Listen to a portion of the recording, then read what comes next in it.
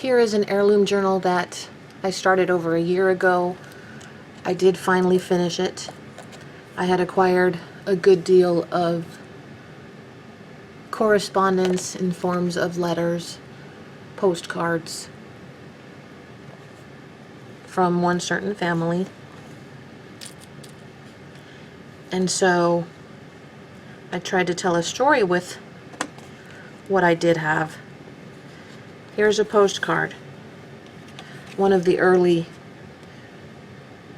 bits of correspondence. This is from 1891, addressed to Moses Farrington in New York City. Your brother Joseph died Monday. So that was the same day. He'll be buried on Thursday. Come at once. So, along those lines, earlier in July of 1891, Charles Farrington was sent a letter from his mother, who calls him Charlie. Your letter, I received your letter this morning. I'm sorry to hear that he is so bad. So I am glad that you are all well. Poor Joseph. I am sorry to hear that he is so bad. So he was still alive when this letter was sent. But it does say, remember me to all, your affectionate mother, Mary E. Farrington, Sag Harbor, Suffolk County. So we're introduced little by little to these folks. And ultimately we will meet Delbert Farrington, who is Charles' son.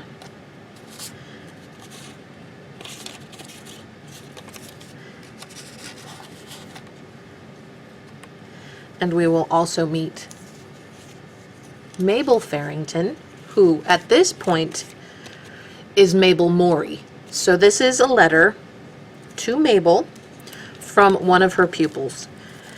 And we know that for the most part women were either teachers or nurses as far as professions, but this letter, which is 5 pages long on very thin paper, probably onion skin, but this little girl is super cute and reminds me of myself. And here we have, her name is Mary A. Ewer, to Mabel Morey, and this is October 31st, 1907. Dear teacher, look out, the world is coming to an end. Surely Gabriel will soon blow his trumpet. Why? I have at last started to write this letter. Mirabile dictu. So she's very excited and practices all her great grammar. Presumably, well, you go on to find out that Mabel was, in fact, her teacher, and so Mary goes on to describe her day and what she has planned and what she does in school now that she's at a different place. So that is a very cute bit of correspondence from one of Miss Morey's pupils. So here we have a group photo of a class. Not necessarily Miss Morey's class, but one of the photos from my collection that I had, that I've accumulated along with all my other extremely old ephemera. This is also not actually Mabel's handwriting, but another one of the teachers that I've accumulated some of her paperwork and handwriting. This was her grammar lesson for the 7th grade, and it is to teach relative pronouns. So she has her whole lesson plan written out. Here is what I call junk mail, but this is from a community market. This is also addressed to Miss Mabel Morey. This is Florence Avenue School, so this is a letter of reference from her former employer. To whom it may concern, Miss Mabel Morey has been engaged during the present year as teacher in our first and second year grades, Florence Avenue School. So he says she's fantastic. Anybody should hire her. She'd be great. So she held on to that. But this is basically an advertisement sent out at a time before supermarkets.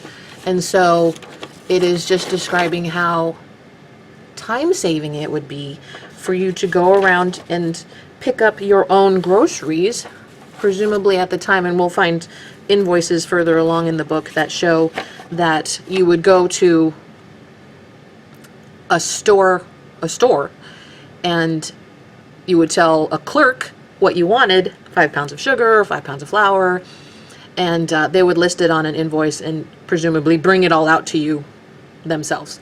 Well, this would be for a new idea of a market where you went in. It shows you would go in one place and then you would shop around the store. And this is a directory of where things are. So you would go to aisle 9, 10, and 11 for evaporated fruits. Not sure what evaporated fruits are, but they have tarragon vinegar listed. Must be a popular item. Breakfast cereals, sugar, etc. So this was the very beginning before supermarkets as we know them came about.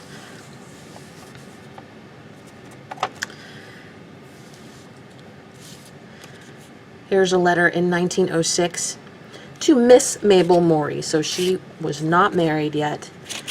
And this is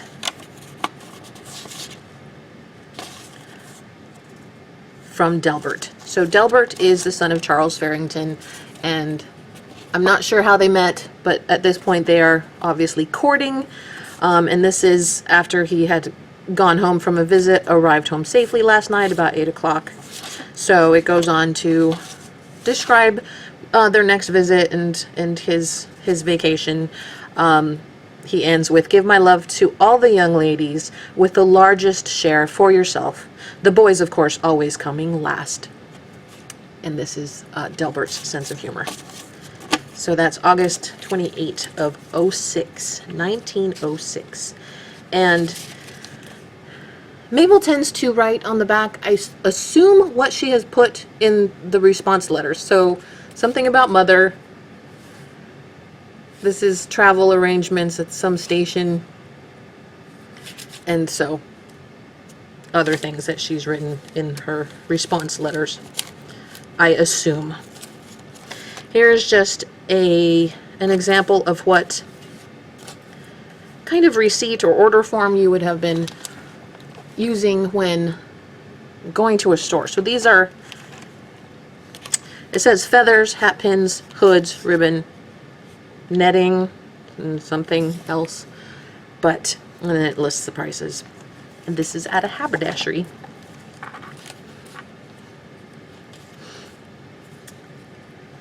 Here is another letter. This is to Charles. I'm sorry. This is to Mrs. Charles Farrington. So this is Delbert writing to his mother. And it is in regard to a trip that he and Mabel are on in Washington, D.C. And so this is in 1907.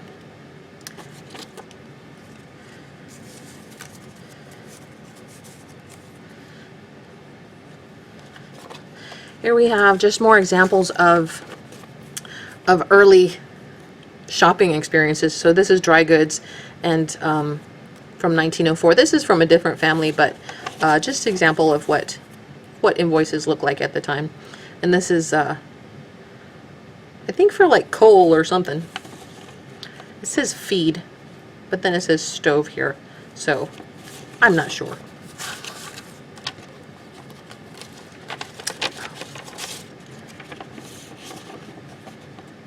Oh, here's the one for Cole in 1900.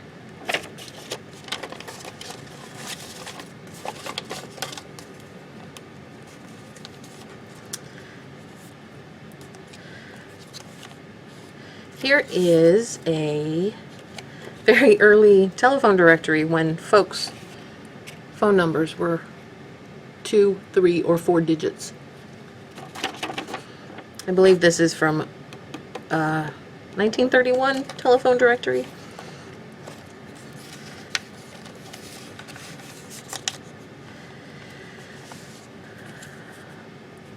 So, Delbert Farrington became a dentist. I'm not sure at what point he became a dentist, but this is pretty early 1906, and this is to Mabel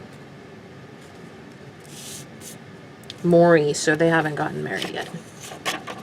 My dear Mabel will try to come to Newark to go over to Weehawken with you Friday. So they're discussing travel plans.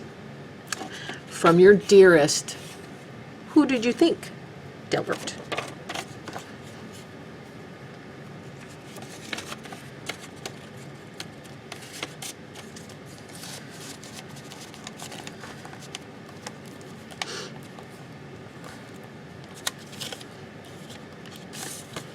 So this is from one of the magazines I have, probably from Home Life magazine, and those were from 1910, 1911. Okay, so this is to Mabel from her mother. I am glad to tell you Annie is some better today. Her fever kept up very high all last night. She had quite some fever yet this morning. So half past 5 I went and called Ethel to see if she would go for a doctor. So this is describing Annie's illness. Now Annie is Mabel's sister. Ethel is also Mabel's sister. Their youngest sister is Ruth. And as often the case, mother runs out of space and winds up writing upside down to finish the letter. Annie is better, has not coughed near as much, and rested quite well all night. So what the doctor prescribed some sort of medicine for her, and I think they took a urine sample to the doctor as well for him to take a look at it. So obviously back then there was also the flu,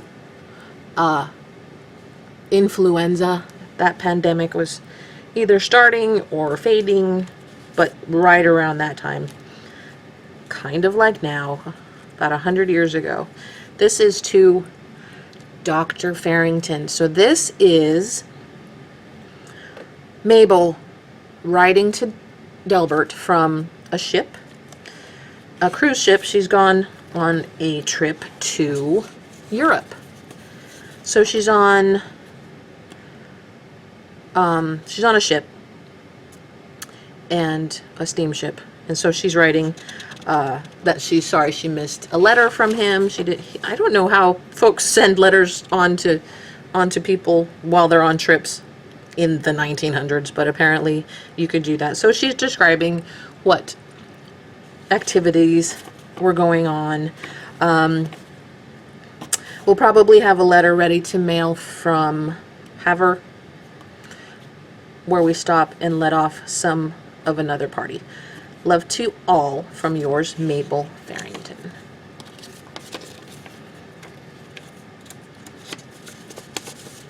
So that was from Quebec. Mailed from Quebec. So these are, and since they travel by train so much, I included basically, this is calculations for tariffs. So if you are shipping things via railroad, that's what your tariffs will be calculated as. This is a letter from, it's not a letter from Mabel, it is a poem. It is a poem from Mabel to Delbert. And, well, she writes a little poem and then says, not supposed to be poetry, just a nonsense greeting. So, it's kind of entertaining. You will find out. So here is another letter to Delbert back home. This is from Mabel. She has gone to, she's in Germany. So this is from Wiesbaden, Germany, July 1913. And as is typical, she's writing about what she's been doing, how her trip is going. And so one of the interesting historical things that's going on is the women's suffrage movement. So I'm going to read this part because this really cracks me up because I don't know what to think about it. Drove along the embankment of Thames and around Buckingham Palace. Saw the House of Parliament, but they were closed. They wouldn't let us see the crown jewels because of suffragettes. So I don't know what threats suffragettes are to crown jewels, but this is a whole description of her trip. And this piece of paper has been in Germany, so a long time ago, piece of history.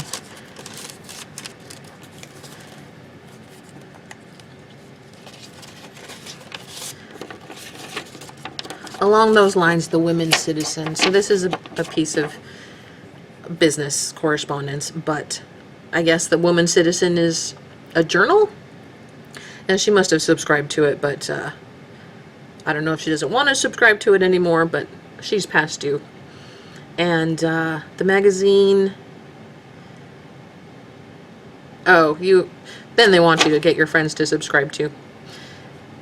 I guess it's $2.60 for the year.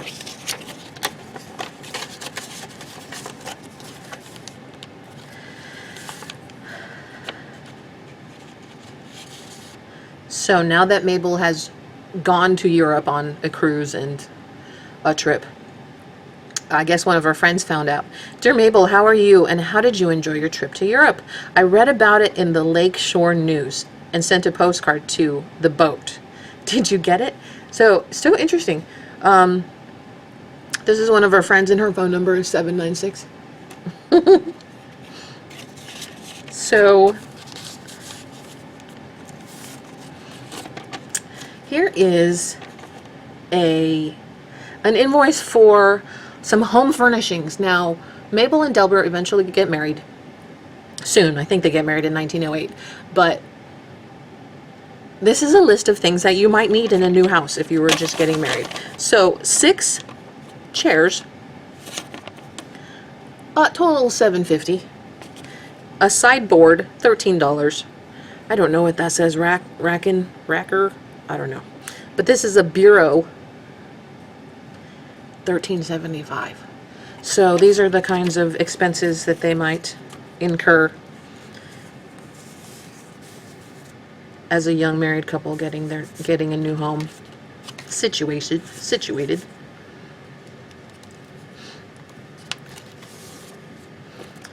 Okay, this is something somebody, and I'm not sure, I don't recognize the handwriting as one of her relatives, but it is basically an advertisement about a trip to Europe. She must have been planning it at the time that they sent this, because I think the other ones, when she went, like in 1916, I think. So this is 1914, and it just has basically an itinerary and a price, $470 for 68 days. But so fascinating.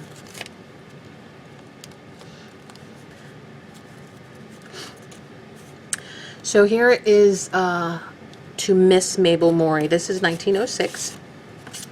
And this is, we'll call it a flashback since we're so far ahead in the time. My dear Mabel. So he received your letter, and this is from Delbert.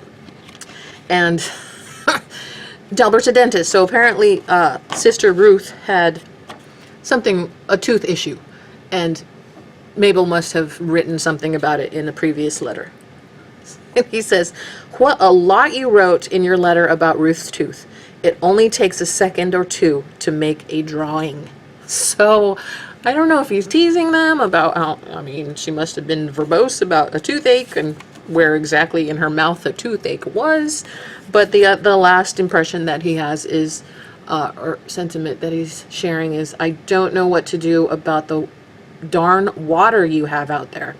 Dread it every time I think of it. So, I don't know what, I guess well water that was not so tasty. Not sure. So just another miscellaneous correspondence, not associated with the family, but from 1912. Some old ledger paper, and again, some correspondence from the Women's Journal, Suffrage News. So here's some suffrage news. $5 in gold. So here's her subscription. Oh, it's $1. It's $1 for a year. Women's Journal. And here's a return envelope for your convenience to send $1.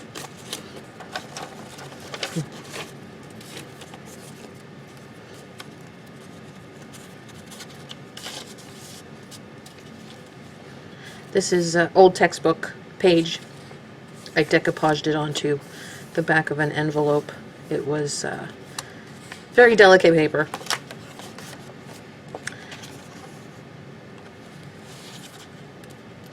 This is an announcement of graduation. So this is in 1916, and the inside envelope is in fantastic condition.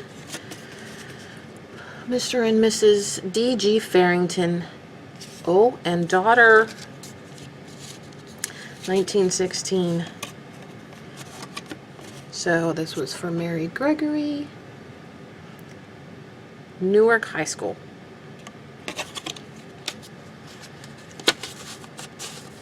Super high quality paper, very thick, as you would expect an announcement to be.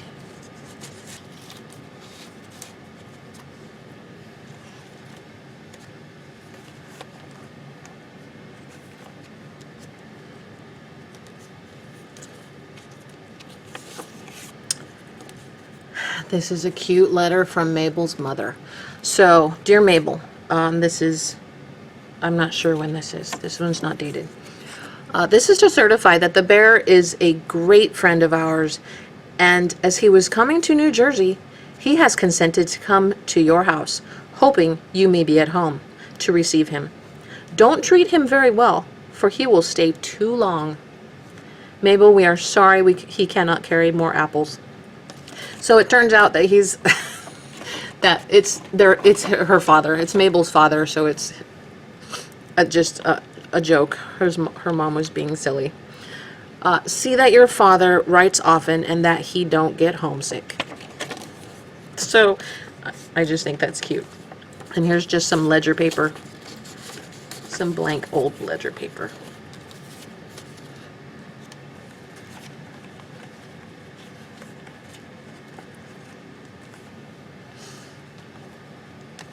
Here's a farm accounting ledger sheet.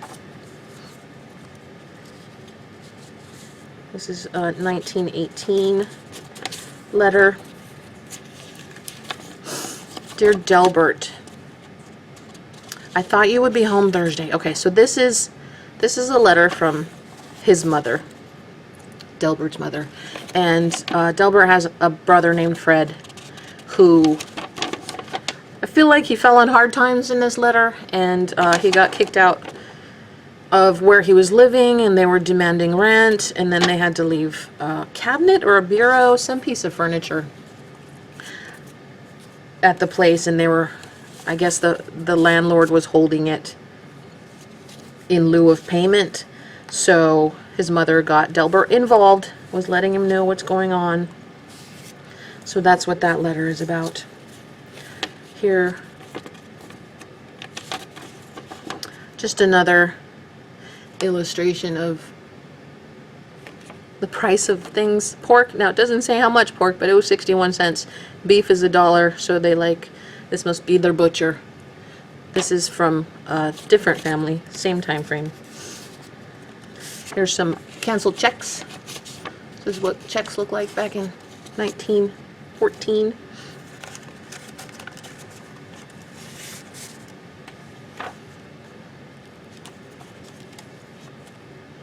This is the teacher, not Mabel, but the other teacher who did a lot of planning of lesson plans, but she had such beautiful handwriting. So that's just a sample of it. And here's a sample of grades of one of her classes. And this is also not, this is not this family's, this is from somewhere else, but this is from 1919. So really the same time frame. And this is handwritten records of grades. And first, something to notice, that these kids, years in grade, so, or year in grade, first year, second year in this grade, second year. So these kids had been held back. Promoted on conditions of taking 5th grade arithmetic. So Lorraine, Viola, Kenneth, John, and John's been there for 2 years already and can't catch on to math, apparently. So these kids did not get passed from the 5th grade. Llewellyn, Loris, Ernest, Milford, and James. So here's more of their grades. Special pupils. Sounds like most of them are special. Language. But those are nifty handwritten records. So this, let's see. This is to Mabel from her mom. And it is Christmas, so she's writing to Mabel, thanking her for the Christmas items that she got, and telling her what other items other people sent along. So that's from Mother. And I believe Mother's name was Rachel. So this is from 1919, and just a piece of ephemera from the time.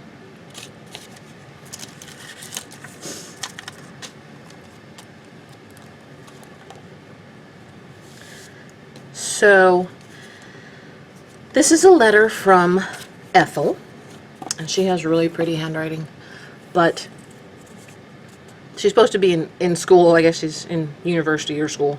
Just a few lines to you instead of attention to lecture now being delivered.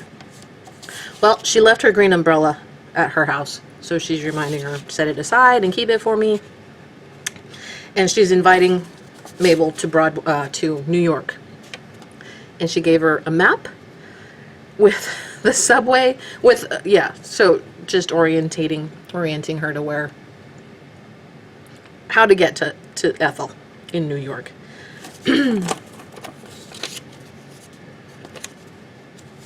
This is not Ethel. I think it's just a lost relatives from Tim Holtz, maybe. This is super fascinating. This is actually from their house. So they bought a house and they had to have some electrical work done. So this is the invoice. And another invoice. But this fancy thing is I guess it's what could be considered an estimate. There it is. This is an estimate. But I like how it's on such fancy paper. So to have basically all their electric, chandelier, pendant. So lots of lighting. It'll be $90. So yeah, that was, gives you an idea of how far we've come.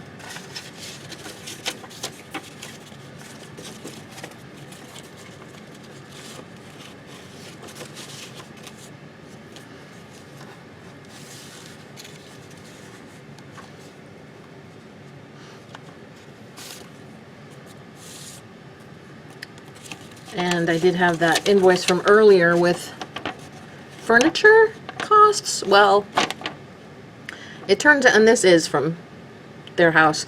Dear Madam, we regret that there has been a delay in attending to the chair, which is to be brought back to us for credit. So I guess they didn't want one of their chairs that they ordered. And that is correspondence to that effect. This, again, is a piece of paper, advertisement from one of the magazines from, I think it's probably Home Life, and that was 1910 or 1911. So here's two.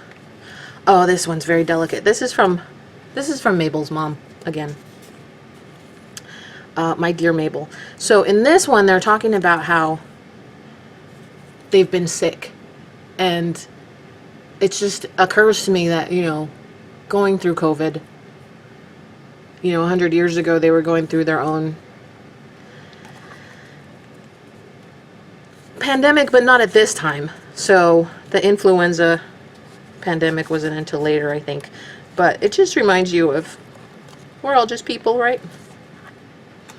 And okay, so we get here, and I'll start with Mother's letter. So this is just, I just made a container for Mother's letter because it didn't have an envelope when I found it, and it's on this really delicate paper. Now, Mabel and Delbert have been married at this point, obviously, and Mother is writing this to Ethel.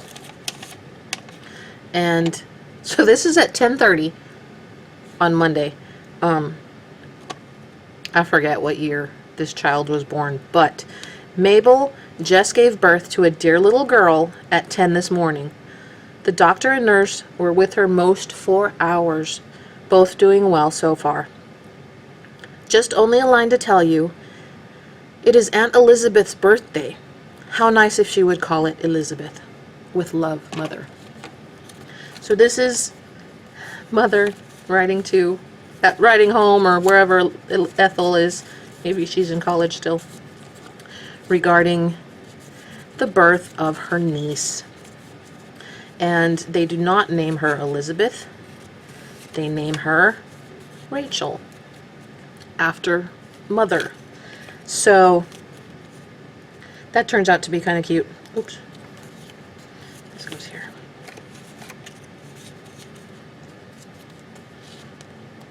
And I found among their things, and this is to the Farringtons, in 1917, a birth announcement.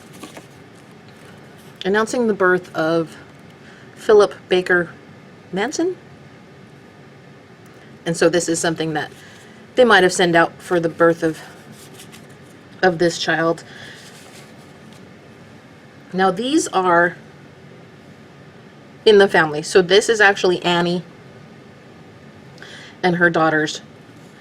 And I'll only remember one, which is Dorothy. I can't remember the baby's name.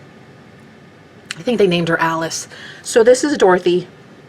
I don't have a picture of the baby that they're referring to, nor do I have a photo of Mabel. I did have quite a bit of information on other folks, and also not a photo of this family, but I did find this very old photo, and I'm going to assume it's of a wedding, but I also am just assuming that it's around that time frame. But just really old, lovely photo of a wedding party. This is also part of, we're going to come along with the journal, just a shaker card with photos of these babies with Annie. So this is Annie, not Mabel, but there's Annie and the baby.